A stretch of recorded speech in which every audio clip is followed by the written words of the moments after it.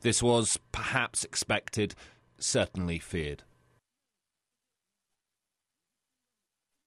The third reactor at Fukushima nuclear plant exploded mid-morning.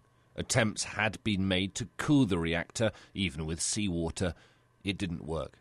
The Japanese government says that 6 people were injured in the explosion. The wind direction would appear to be encouraging. You can see the smoke cloud drift out to sea. That will help any leaking radiation travel the same way. Explosion of 3 is similar to number 1 reactor. I've spoken to the plant manager, and according to him, the containment vessel is intact, and there's little possibility that radioactive waste is being dispersed in large volumes.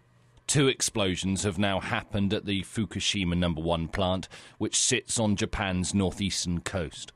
Reactor 1 exploded on Saturday. It's thought a partial meltdown might have taken place since.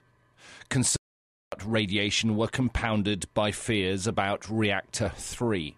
Attempts were made to cool the system and to release a build pressure, but this morning there was a hydrogen explosion.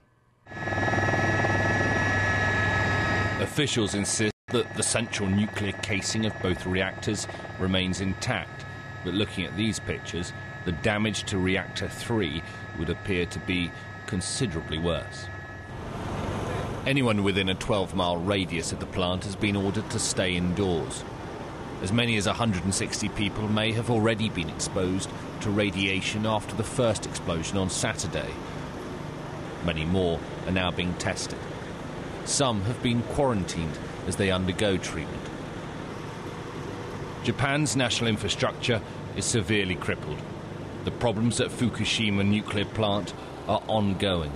It adds to the terrible unease in the country.